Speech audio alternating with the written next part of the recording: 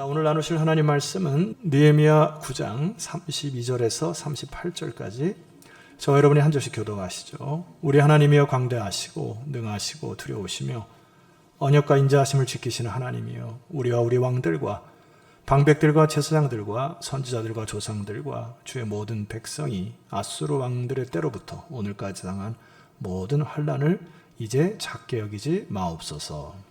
그러나 우리가 당한 모든 일에 주는 공의로우시니 우리는 악을 행하였사오나 주께서는 진실하게 행하셨음이니이다.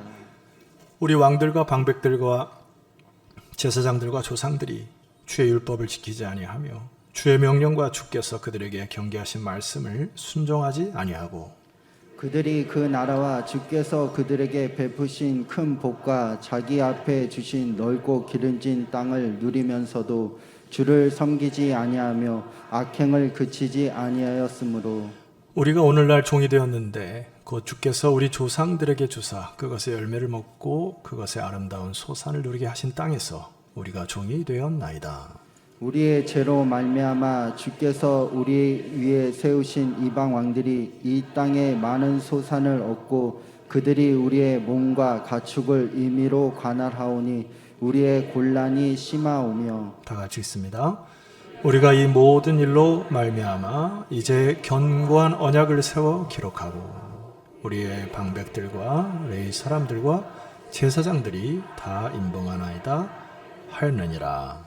아멘. 처음부터 재미없는 얘기 하나 하겠습니다. 군대 얘기인데 제가 군대에 가서 가장 힘들었던 것 중에 하나가 이제 태권도를 할 때 제가 생전 배워보지도 못했기 때문에 몸에 태권도의 자세나 품새가 전혀 없었어요. 그래서 그 자세를 배우는 게 너무 어려웠고 그다음에 가장 고통스러웠던 것이 다리 찢기. 생다리를 잡아 당기는데 너무나 고통스러웠고 태권도 시간만 되면은 굉장히 주눅들었고 그랬던 기억이 납니다. 어느 날 이제 국군 국방부에서 태권도 시범단이 우리 와가지고 이제 멋지게 하는데 야 태권도가 정말 그렇게 아름다운지 제가 처음 눈앞에서 보고요. 열심히 태권도를 했지만은 잘 못합니다. 지금도 잘 못해요. 근데 여러분 우리가 태권도를 배울 때 보통 이제 품새를 배우죠. 태극 1장부터 해서 8장까지 뭐 기본적으로 배우는데 사실 태권도의 꽃은 품새가 아니죠. 태권도의 꽃은 대련입니다. 태권도를 왜 배우느냐 했을 때 그림이 나오네요. 적군이 나타났을 때 태권도를 통해 가지고 실제로 적과 싸워 이길 수 있는 무술을 연마하는 것이 바로 태권도의 꽃인 것이죠. 그래서 대련까지도 해봤더니 참 어렵더라고요. 제가 말씀드리고자 하는 것은 영적인 우리의 삶도 우리의 인생도 마찬가지라는 생각이 듭니다.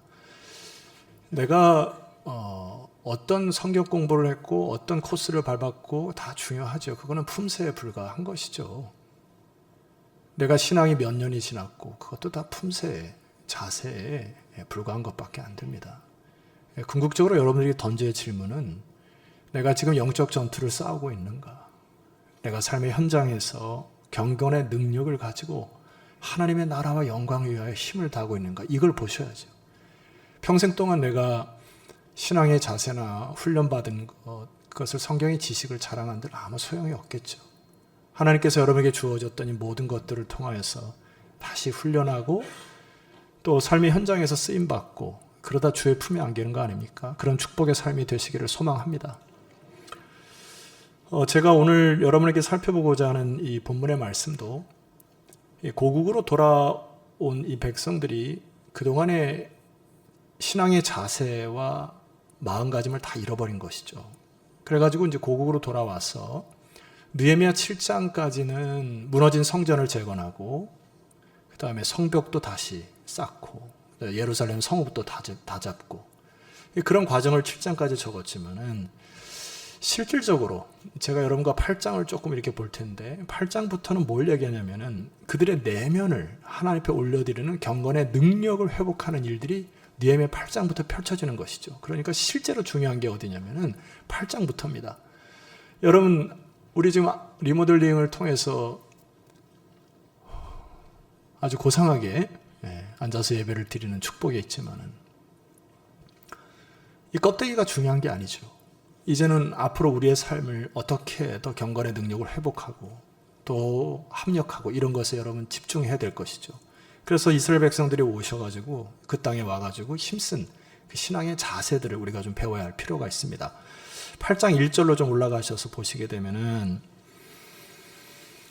8장 1절에 함께 합독을 해보고 혹시 볼펜을 갖고 계신 분들은 제가 줄을 끄라는데 끄시면 되겠습니다. 우리 1절을 함께 선포할까요? 시작. 이스라엘 자손이 자기들의 성읍에 거주하였더니 일곱째 달에 이르러 모든 백성이 일제히 수문 앞 광장에 모여 학사 에스라에게 여호와께서 이스라엘에게 명하신 모세의 율법책을 가져오기를 청하매. 여기 그 일곱째 달이라고 하는 것 지난주에 말씀드렸던 것처럼 그 종교력으로는 한번 기억하시면 좋겠습니다. 티시리월이라고 하는데 이게 민간력으로는 1월, 새해를 뜻합니다.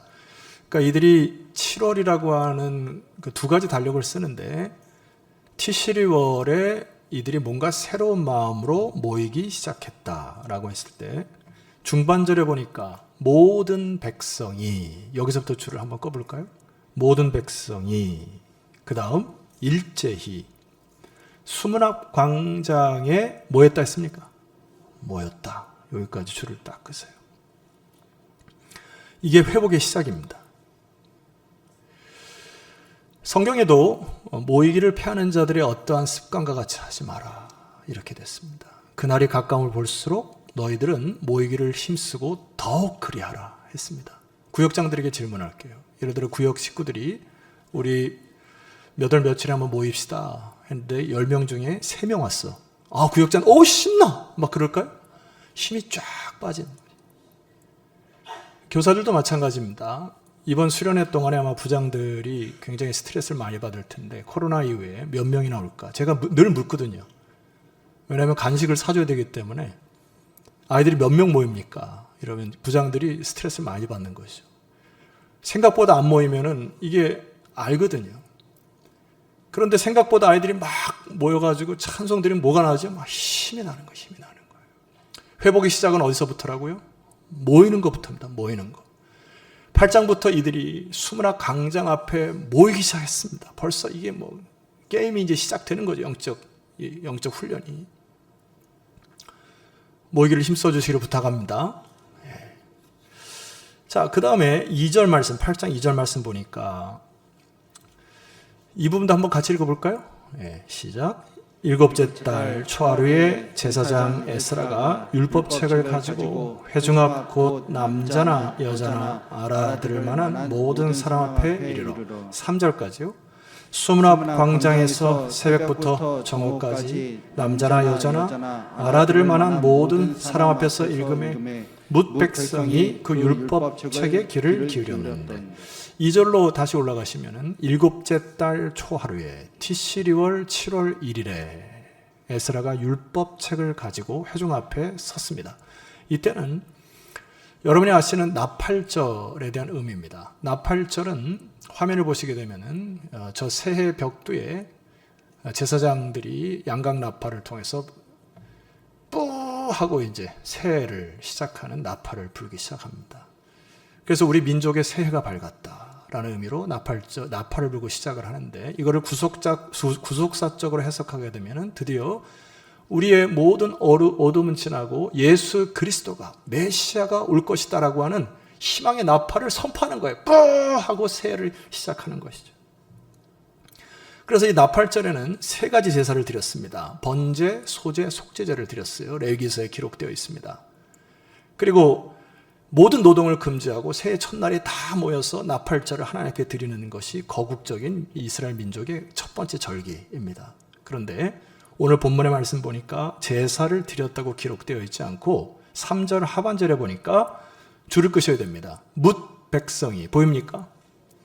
율법책에 뭐 했다고요? 귀를 기울이기 시작했다. 제사보다 더 중요한 것이 뭐냐 하니까 그동안 우리가 잊고 살았던 하나님의 말씀에 귀를 기울이기 시작했다. 이게 신앙인의 회복과 부흥의 두 번째 품새입니다. 예배 시간에도 말입니다. 그냥 대충 앉아 계신 분들이 있는가 동시에 제 눈엔 보이거든요. 귀를 기울여서 하나님이 뭐라고 말씀하시는지 집중하는 분들이 축복이 있기를 소망합니다. 왜냐하면 믿음은 들음에서 나고 들음은 하나님의 말씀으로부터 오기 때문에 말씀이 들려야 사람이 변하는 거거든요. 여러분, 이 세대가 너무나 악한 거 보이시죠? 제가 사실 지난주에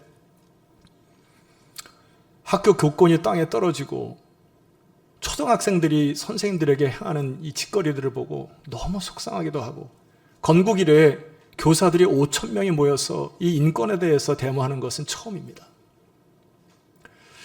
왜 이렇게 이 사회가 이렇게 됐는가 싶을 때 죄악이 들어오면 말입니다. 하나님을 모르게 되면 사람이 철저히 이기적으로 변하게 되어 있습니다.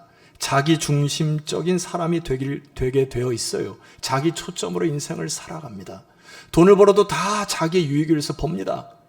공부를 해도 자기의 유익을 위해서 공부해요. 그러니까 이렇게 자랐던 아이들이 말씀이 들어가니까 너의 주인은 하나님이다 라고 듣고, 너는 부모에게 공경을 해야 하고 교사들을 존중해야 하고, 이런 것들이 말씀에 들리기 시작하니까 아이들이 변하기 시작하는 거 아닙니까? 그래서 말씀을 들릴 때 귀를 기울임을 통하여서 인생의 방향이 바뀌고 새로운 가치로운 인생을 살게 하는 교육의 터전이 어디밖에 없어요? 교회밖에 없습니다. 다른 기관 있습니까? 저한테 찾아서 데리고 와보세요. 그 기관이 이런 교우가 인생의 참된 의미와 가치를 교육한다고 하는 기관을 저한테 얘기해 보세요. 여러분, 제가 수련회와 성경회 때마다 아이들을 보내야 된다. 지난주에도 여러분 마음이 덜컹하시고 했던 분들 계실 거예요. 제가 예배를 강조하고 성경학교 애들 보내야 된다고 하고 때려서라도 보내야 된다. 왜 그렇습니까? 제가 학교 교육이나 학원 교육을 무시해서가 아니에요. 학교 교육이나 학원 교육은 당연히 해야 되죠. 아이들이 조금 부족하면 학원에 보내셔서 공부를 더 시키시는 건 맞죠. 지식을 쌓고 기술을 연마하는 것은 학원과 학교에서 가르치지만은 아이들이 참된 인성과 영성과 사회적인 공동체성을 거기서 해결할 수가 없기 때문에 문제가 되는 겁니다. 여러분, 우리 사회의 문제가 뭐지요? 고학력자, 고소득자가, 제가 라임을 맞췄어요, 고상한 죄를 짓고 있지 않습니까? 돈을 많이 벌어서 법을 피해가는 세상 아닙니까? 아이들이 학교나 학원에 가서 칼을 가는 연습들을 하고 잘 칼을 갈게 되는데 그 칼을 가지고 살인할 수도 있다는 얘기 아니에요. 애들을 잘 키웠는데 그 칼을 가지고 부모의 심장에 가슴에 심장에 비수를 꽂는 아이들이 있게 생긴 거 아닙니까? 교사들이 아이들을 잘 관리하려고 하는데 아이들이 글로 교사들의 심장에 비수를 꽂는 시대가 아닙니까? 여러분, 주의 말씀에 귀를 기울이시는 일에 힘을 다해 주시기를 부탁합니다. 그것이 아이들을 잘 키우는 비결, 신앙 자세의 두 번째 품새입니다. 그래서 8장 18절 내려가시게 되면은, 에스라는 첫날부터 끝날까지 날마다 하나님의 율법책을 뭐 했어요? 낭독하고 무리가 이래 동안 절기를 지키기 시작합니다. 여기에 절기는 초막절을 얘기해요. 7월 15일. 그러니까 민족력으로 하면 1월 15일, 우리말로 하면 첫 해 보름부터 시작해서 7일 동안 초막절을 지나게 됩니다. 구속자석으로 이 초막절을 해석하게 되면은, 너희들이 죄의 영향력으로 애굽에서 종으로 살 수밖에 없었는데, 비록 광야에서 살아가는 불편한 마음이 불편함이 있지만은 하나님의 구원의 역사를 통하여 이 초막 속에서 지남으로 하나님이 어떻게 역사를 이끌었는지를 경험해라. 이게 초막절이거든요. 그래서 7월 15일부터 일주일 동안, 22일 동안 매해 이 히브리인들은 일주일 동안 텐트를 짓고 살아게 됩니다. 그래서 제가 지난주에 여러분 말씀드렸듯이 이 시기에 너희들은 울지 말고 집에 가서 단 것을 먹고 기뻐해라. 왜요? 종되었던 나를 구속하신 하나님을 기념하여 단 것을 먹고 울음을 그치고 기뻐해라. 이게 이제 초막절의 의미입니다. 여러분, 오늘 집으로 돌아가셔서 사랑하는 사람들과 함께 단 것을 먹고 기뻐하시기를 소망합니다. 주님께서 여러분들을 죄에서 구속하신 놀라운 그 은혜, 부활의 아침을 우리는 날마다 주일날 경험하는 거니까 기뻐하셨으면 좋겠어요. 기뻐하셨으면. 단 것 혼자 드시지 마시고 저도 좀 가끔 나눠주시고, 그래서 단 것을 먹고 기뻐하는 여러분 되었으면 좋겠습니다. 자, 그래서 이제 이 말씀이 들어가니까 백성들 안에 이 말씀이 들려지고 이 말씀이 그들의 영을 사로잡으니까 나타나는 변화가 있습니다. 그게 9장, 오늘 제가 여러분에게 드리고자 하는 9장입니다. 9장 1절로 한번 찾아보십시다. 9장 1절 여러분 한번 읽을까요? 자, 시작. 그달 20날에 이스라엘 자손이 다 모여 금식하며 굵은 뱃 옷을 입고 티끌을 무릅쓰고. 지금 무슨 역사가 일어나죠?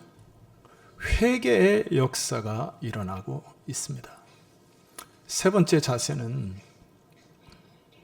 말씀이 들릴 때 내 안에 어두움과 죄악들이 떠나갈 뿐만 아니라 잘못 산 삶과 잘못 뱉은 언어, 잘못된 태도가 회개가 나오기 시작한다.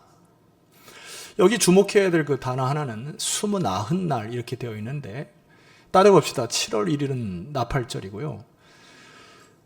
예수 그리스도, 구속사적으로 다시 얘기하면 예수님께서 곧 오셔서 여러분들을 죄에서 속죄하실 것입니다 라고 나팔을 빵 부는 날이 7월 1일이라 말씀드렸죠. 그래서 7월 10일에는 대속죄일입니다. 우리 주 예수께서 오셔서 여러분들을 모든 죄를 사하실 것입니다 하고, 1월 15일 날 지나면 초막절을 지나게 되죠. 그래서 며칠 동안 지낸다 했죠? 7일 동안. 그러니까 7월 22일까지 초막절을 지냅니다. 근데 여기 보면은 29날 이렇게 되어 있어요. 그러니까 하루가 쉬고 사람들이 각자 집으로 돌아가야 되는데 돌아가지 않습니다. 돌아가지 않고 말씀의 영이 임하니까 이들이 다시 모여서 지금 회개하기 시작한 거예요. 여러분, 회개는 은혜입니다. 말씀이 선포되어져서 내 양심이 찔리거나 혹은 때로 내 죄악이 기억나거든, 여러분 회개하면서 하나님 앞에 그 은혜의 영을 담뿍 받는 예배 시간이 되기를 소망합니다. 그리고 이 시간에 결단을 해야 되는 것이에요. 성령께서 여러분의 양심을 찌르면은 뭘 결단해야 되냐면은, 여러분 2절 말씀 보세요. 제가 읽어볼게요. 모든 이방 사람들과 첫 번째 뭐 한다고 했습니까? 절교하겠다. 여러분, 절교한다는 것이 사람의 의지로 잘 안 됩니다. 하나님의 영과 말씀의 영이 임하니까 내가 가지 말아야 될 곳이 깨닫게 되니까 예배 시간에 절교하는 거예요. 내가 안 가겠습니다, 하나님. 내 손으로 하는 악한 일들이나 내가 내 멋대로 시간을 쓰는 일들이나 이런 모든 찔림이 있을 때 절교하는 은혜가 있기를 소망해요. 예배 시간에는 결단하시는 겁니다. 하나님, 제가 이런 것을 절교하겠습니다.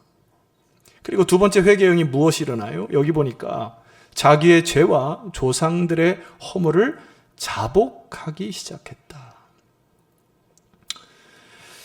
여기 죄라고 하는 단어는 그 히브리 단어의 핫다와라고 하는 단어인데, 이 핫다와라는 단어 일전에 기억하실지 모르겠습니다만은 정확한 뜻은 이런 뜻입니다. 화살을 실을 당겨서 딱 쐈는데 관역에 벗어나서 다른 곳에 맞히는 거, 저거를 이제 죄라고 해요. 재미없는 얘기 하나만 더 해드리겠습니다. 군에서 일어난 얘기는 처음에 이제 총을 받고서 이제 0점 조준을 하거든요. 이렇게 0점 조준을 하면 3발을 쏩니다. 그래서 3발을 딱 해가지고 여기 모이면은 이제 너가 잘 쐈다 이렇게 되는데, 내 옆에 있는 친구가 이제 탄착군이라고 하거든요. 총을 딱 쏴서 이제 그걸 갖고 오는데 한 발도 안 맞은 거, 한 발도. 그래서 나중에 교관이, 이 자식아 옆에 관역에다 쏘면 어떡하냐 그래가지고 옆에 관역에는 6발이 맞고 여기는 다 빵발이 맞. 너는 실격 이렇게 돼가지고 또 막 뺑뺑이 돌고 그랬던 전후가 있습니다. 죄가 뭐지요? 하나님께서 여러분에게 각자의 인생의 목표과 관역과 목적을 허락하셨다. 근데 자꾸 딴 데다가 쏘는 거예요. 딴 사람한테. 딴 사람 관역에. 인생 살았는데 관역에 맞춘 게 없어. 그것이 죄라고. 하나님께서 이렇게 했고 저렇게 했으면 좋겠다는데 평생 자기가 자기 생각대로 자꾸 사니까 관역에 못 맞추는 인생을 죄라고 하는 겁니다. 예배 시간에 여러분의 죄를 자복하는 축복이 있기를 소망합니다. 그래서 하나님께서 원하시는 관역이 뭔지를 알고 하나님 순종하겠습니다 하고 그 관역에 맞추려는 삶이 진정한 가치 있는 삶 아닐까요?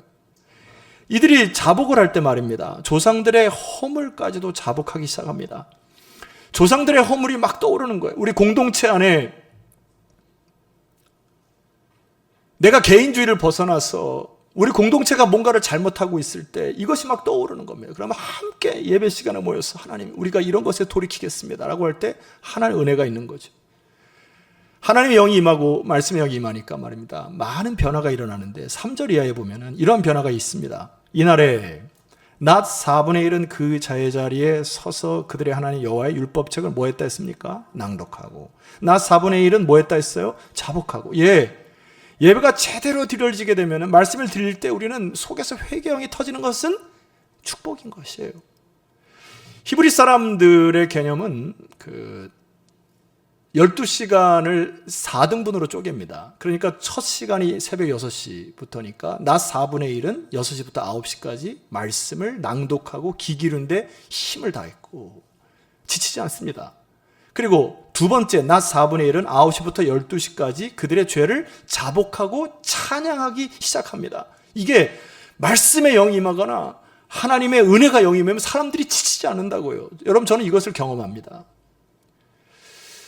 요즘에 제가 이제 수련장을 돌아보고 있다 보니까 가슴이 다시 막 뛰더라고요. 내가 저때 우리 사랑하는 자녀들과 밤새 찬양하고 기도하고, 어느 날은 너무 은혜가 되니까요, 11시에 이제 시간을 다 끝내야 되는데, 얘들아 시계 다 풀어. 시계다. 이제부터 시계 보지 마.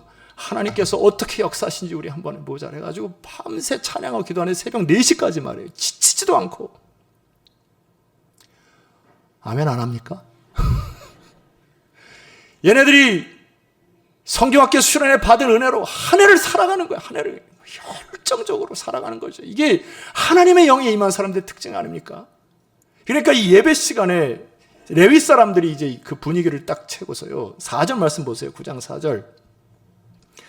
레위 사람 예수아와 쭉 중반절을 보게 되면은 큰 소리로 그들의 하나님 여호와께 뭐 하기 시작했어요? 부르짖기 시작합니다. 하나님, 우리들의 예배를 받아주시고 우리들의 기도를 주 앞에 올려드립니다 하고 레위 사람들이 막 등장해서 지금 예배 형식과 자세를 회복하기 시작합니다. 5절. 또 레위 사람 예수아와 간멜과 바니와 하삼니아와 세레와 호디아와 스바냐와 부다이아는 이르기를, 너희는 무리는 마땅히 일어나 영원부터 영원까지 계신 너희 하나님 여호와를 송축할지어다 하고, 예배에 우리 아가페 말이에요. 오늘 찬양할 때 이 자세로 선포하는 겁니다. 우리 여호와 하나님을 송축합시다 하고 하나님 앞에 찬양으로 막 올릴 때 하나님의 영의 임재함이 충만히 있는 거죠. 이 임재 시간에. 5절 하반절에 보니까 주여, 주의 영화로운 이름을 송축할 것은 주의 이름이 존귀하여 모든 송축이나 찬양에서 뛰어나기 때문에 하고, 이들이 시야가 하늘로 주목하고 있는 것입니다. 신앙이 떨어지거나 내 죄악에 노출이 되면 자꾸 내 시야가 땅에 머물러요. 자꾸 숫자에 머뭅니다. 저 사람은 왜 저랬나? 저 사람 꼴 보기 싫다. 자꾸 땅을 보고 산을 보고 비교하고, 이게 주가가 또 떨어졌네 하고 계속 숫자만 보고. 그러나 신앙이 회복되면 시야가 하늘에 고정이 됩니다. 6절 말씀 보시게 되면은 이들이 이렇게 선포해요. 오직 주는 여호와시라. 하늘과 하늘들의 하늘과. 이게 무슨 말이죠? 히브리 개념들은 하늘을 세 가지로 얘기합니다. 3층천으로 얘기해요. 우리가 보이는 가시권에는 하늘, 가시권 뛰어넘어 있는 비가시권에는 온 우주의 하늘, 그 온 우주 하늘 넘어 있는 또 다른 하늘, 전 우주를 통치하시는 이 3층천의 모든 것을 다스리시는 하나님을 찬송하기 시작합니다. 땅과 땅 위의 만물과 바다와 그 가운데 모든 것을 지으시고 다 보존하시는, 이 보존원이라는 단어는 돌보시는 하나님. 할렐루야! 모든 천군이 주께 경배하는 하나님이 다스림에 하나도 예외 없이 이 하나님께 시선이 고정되기 시작합니다. 죄가 들어오면 다시 얘기합니다. 자기 중심적으로 돼요. 자기 초점으로 됩니다. 시야도 좁습니다. 늘 다른 사람과 비교하게 돼요. 그러나 신앙이, 자세가 회복되면 하나님의 하신 일, 하나님의 놀라운 역사, 하나님이 이끄실 일들에 기대하고 소망 가운데 하루하루 기쁨으로 살아가는 수 있는 것이죠. 그래서 오늘 제가 여러분에게 이제 본문을 선택한 앞에 이제 이스라엘 백성들이 하나님께서 베푸신 역사에 주목하기 시작합니다. 그리고 믿음의 고백을 해요. 제가 그 부분 두 가지만 한번 살펴볼게요. 첫 번째, 아브라함을 부르시는 하나님을 송축합니다. 9장 7절 말씀 보세요. 여러분이 7절 읽을까요? 시작. 주는 하나님 여호와시라. 옛적에 아브라함을 택하시고 갈대아 우르에서 인도하여 내시고 아브라함이라는 이름을 주시고. 이게 신앙 고백인 거거든요. 아브라함을 택하시고 인도하시고 그에게 이름을 주셨던 하나님, 그 하나님이 나의 하나님이라는 거잖아요. 여러분을 택하시고 인도하시고 그리스도인이라는 이름을 주신 하나님, 아멘이십니까? 그래서 그 아브라함의 역사를 묵상을 하다 보니까 이들의 신앙 고백이 이렇게 펼쳐집니다. 8절 말씀 보세요. 제가 읽을게요. 그의 마음이 주 앞에서 충성됨을 보시고 그와 더불어 언약을 세우사 가나안 족속, 헷 족속, 아모리 족속, 브리스 족속, 여부스 족속, 기르가스 족속의 땅을 그의 씨에게 주리라 하시더니. 줄을 한번 끄셨으면 좋겠습니다. 그 다음에 그 말씀대로 이루셨사오매 주는 의로우심이로소이다. 8절에 이 키라고 하는 접속사가 해석이 안 되어 있는데, 키라고 하는 단어는 because, 왜냐하면 이런 뜻인데, 이걸 다시 한번 이렇게 해석할 수 있습니다. 당신께서 당신이 말씀하신 대로 약속을 이루신 것은 당신이 의롭기 때문입니다. 그 말씀대로 이루어진 것입니다. 아브라함의 역사를 통해서 우리가 믿음으로 고백해야 될 것은 하나님이 아브라함을 택하시고 인도하시고 이름을 주셨듯이 아브라함의 씨가 창대한다고 주께서 말씀하신 것이 이루어짐으로 오늘 나는 믿음의 자손으로 여기 서 있습니다. 주님 말씀대로 이루어 주시옵소서. 신앙 고백입니다. 출애굽의 역사를 보면 좋겠어요. 15절로 내려가시면 출애굽의 역사입니다. 그들의 굶주림 때문에 그들에게 양식을 주시며 그들의 목마름 때문에 그들에게 반석에서 물을 내시고 또 주께서 옛적에 손을 들어 맹세하시고 주겠다고 하신 땅을 들어가서 차지하러 주께서 말씀을 하셨는데 16절 그러나 우리들의 죄악을 보는 거죠. 그들과 우리 조상들이 교만하고 목을 굳게 하여 주의 명령을 듣지 아니한 죄를 보게 됩니다. 이 고백이거든요. 하나님이 이스라엘 백성을 택하신 이유는, 그리고 그들에게 약속의 땅으로 가서 차지하라고 했었던 이유는 그들이 뭐 강해서가 아니잖아요. 그리고 우리 인간적인 면에서 볼 때 우리가 약하기 때문에, 우리가 모자라서 메뚜기 같아서 주신 것이 아니잖아요. 이것은 하나님이 말씀하셔서 하나님이 이루겠다 약속하신 것이죠. 그런데 문제는 뭐냐면 인간이 내가 자꾸 볼 때, 여기 교만이라고 하는 단어는 히브리 단어로 주드라고 하는 단어인데 이것은 정확한 뜻은 선을 넘는다 이런 뜻입니다. 무슨 얘기냐면 하나님께서 말씀하셔서 반드시 그 땅을 주시겠다 하셨는데 가데스바네에 딱 머물더니 이 사람들이 뭐라고 생각한 거냐면 하나님 내 생각에는 그게 불가능해 보입니다 이런 거거든요. 선을 넘는 거죠. 하나님 저들 보기에 우리는 메뚜기와 같습니다. 어떻게 저들을 이길 수 있습니까? 하고 자꾸 인간적인 생각을 하는 거죠. 이게 교만이라는 거예요. 주의를 할 때도 마찬가지입니다. 하나님 앞에 기도하자고는 내뱉는 말을 굉장히 조심하셔야 될 것은 이게 죄악의 영향력이 이게 내 생각은 이런데 내 생각은 저런데 하면서 자꾸 부정적인 얘기들을 해가지고 하나님 역사를 가로막을 수 있다는 사실을 유념하셔야 돼요. 교만입니다. 하나님 말씀하신 것은 주께서 이루실 것입니다. 우리의 생각대로 나의 계획대로 자꾸 다른 사람에게 부정적인 생각을 곰팡이처럼 퍼지게 하는 것은 교만인 거예요. 입을 조심하셔야 합니다. 그리고 이스라엘 백성들이 그때 행했던 그 인간의 죄악이 뭐냐면은 목을 굳게 하였다. 이거는 주인이 소를 끌고 가는데 소가 막 목을 비틀면서 그 길로 안 가려고 뻗팅기는 것을 이야기합니다.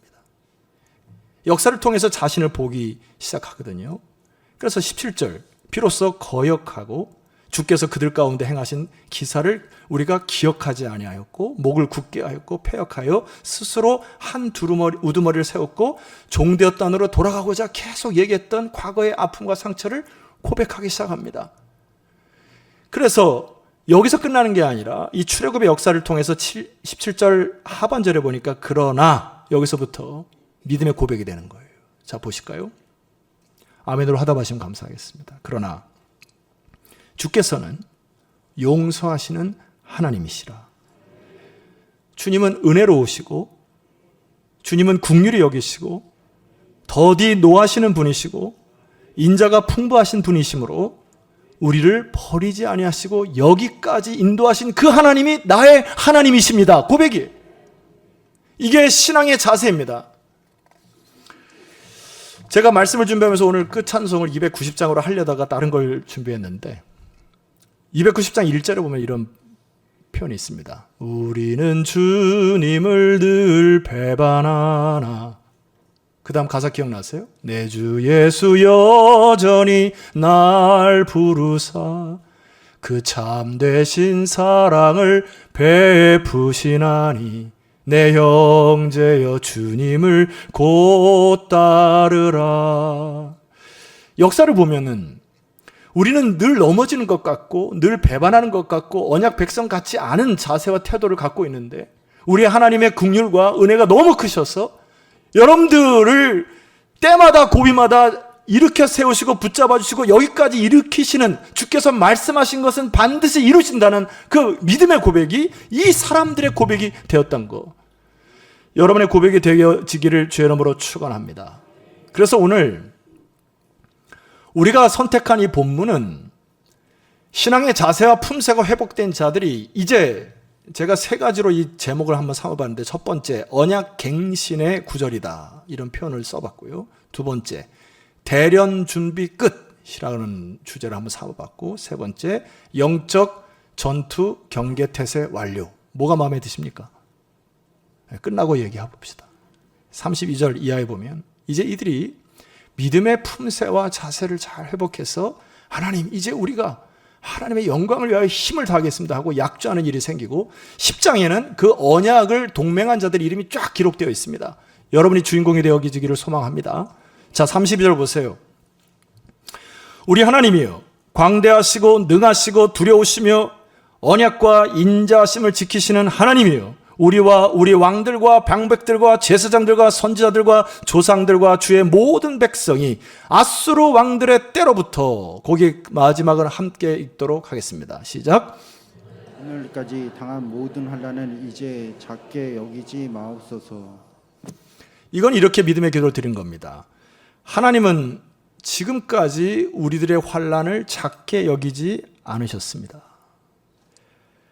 주님이 우리를 반드시 보존하실 것입니다. 정확한 뜻이에요. 그리고 이스라엘 백성들은 이제 자기들을 비춰보기 시작합니다. 자, 그러나 34절 보세요. 33절. 우리가 당한 모든 일에 주는 공의로우시리니 우리는 악을 행하였사오나 주께서는 진실하게 행하였음이니이다.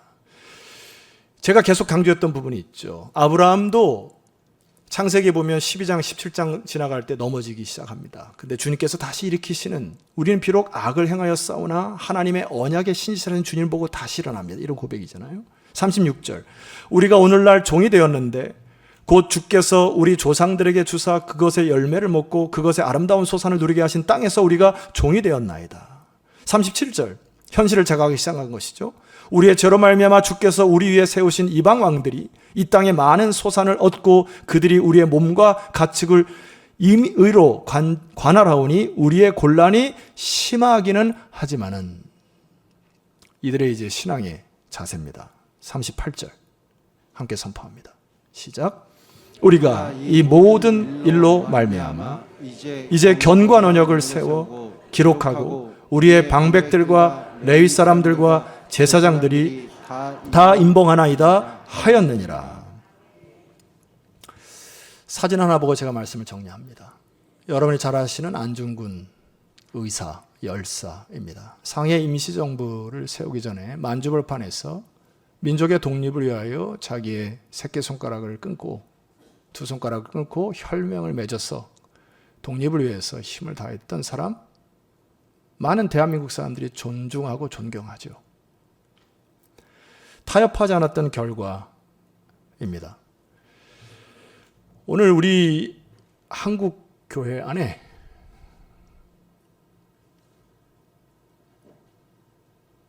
이러한 하나님의 나라에 대한 다시 열망이 뜨거오르고 새끼손가락 걸어서 더 이상 당하고만 살지 않겠다고 하는 그런 의지의 투사들이 되어주시기를 부탁합니다. 10장 이하는 여러분의 이름이 들어가셔야 돼요. 이들이 함께 모여서 언약을 세워 기록하고 하나님의 뜻대로 이제 내가 신앙생활을 해왔다는 것만 자랑하는 게 아니라 삶의 현장에서 하나님의 영광을 위해서 살겠다고 하는 서약을 통하여 서약을 맺은 사람들의 이름이 기록되어 있습니다. 여러분 다 어렵다고 하는 시기인 건 맞지만은 여러분들이 마음 같아서는 우리 다 새끼손가락 막 걸었으면 좋겠어요. 이렇게 딱 걸어가지고 함께 주의 나라에 힘쓰자 했으면 좋겠습니다. 자, 시편 말씀 한번 보시면은 여러분 한번 선포해 보실까요? 자, 시작. 청하시고 그의 길을 기뻐하시나니 24절. 그는 넘어지나 아주 엎드러지지 아니함은 여호와께서 그의 손으로 붙드심이로다. 이 시편은 넘어지는 것에 초점을 두는 시편이 아닙니다. 메시지 성경을 보면 이거는 이렇게 나와 있어요. 신실한 사람은 하나님과 보조를 맞추며 걷는 사람입니다. 하나님께서 그 길을 환히 비추시기 때문에 그는 행복하게 그 길을 걷습니다. 그는 넘어져도 오래 주저앉지 않으니 하나님께서 그의 손을 잡아주시기 때문입니다. 강조가 어디가 있습니까? 우리는 늘 주님을 배반하기도 하고 넘어지는 것 같지만 그것으로 끝나는 인생이 아니라고 약속하는 것이죠. 그래서 사도 바울은 일평생, 우리 자리에서 한번 일어나 볼까요? 우리 일평생 이 사도 바울이 내가 이 초대교회 대사도가 되겠다 막 꿈꾸면서 살아간 건 아닌 것 같습니다. 요셉이라는 인물도 내가 애굽의 국무총리가 되겠다고 막 목표를 향해 달려간 것 같지 않아요. 그런데 이 사도 바울의 고백을 보세요. 이거 한번 이 찬양, 이 말씀 선포하고 우리 찬양 드릴까 합니다. 보세요. 빌립보서 함께 선포합니다. 내가 이미 얻었담도 아니요 온전히 이뤘담도 아니라 오직 내가 그리스도 예수께 잡힌 바 된 그것을 잡으려고 하루하루 달려가는 거예요. 사도 바울의 13절 형제들아, 다 같이 형제들아, 나는 아직 내가 잡은 줄로 여기지 아니하고 오직 한 일, 즉 뒤에 있는 것은 잊어버리고 앞에 있는 것을 잡으려고 14절 표대를 향하여 그리스도 예수 안에서 하나님이 위에서 부르신 부름의 상을 위하여 달려간다. 우리 그리스도인의 삶은 하루하루 하나님께 주시는 관역을 바라보며 맞추며 살아가는 삶이면 됩니다. 달려가십시다. 여러분 각자에게 주신 하나님께서 부르신 부름의 상이 있음을 믿습니까? 오늘 말씀드렸던 여러분의 인생에 관역이 있을 거예요. 그 관역에 맞추는 인생 되기를 주의 이름으로 축복합니다. 그래서 하루하루 우리는 주님과 동행하며 그 관역을 맞추는 인생 살다 보면 어느 순간 소명자로 우뚝 서는 것이죠. 여러분 같이 일어나서 달려가십시다. 그리고 주의 나라를 위하여 함께 애쓰고 힘쓰는 하나님 나라의 독립을 위한 열사들이 되어주시기를 부탁드리겠습니다. 이 시간 그런 마음가짐으로 잠시 하나님께 간절히 기도하는 시간을 갖겠습니다. 기도하겠습니다.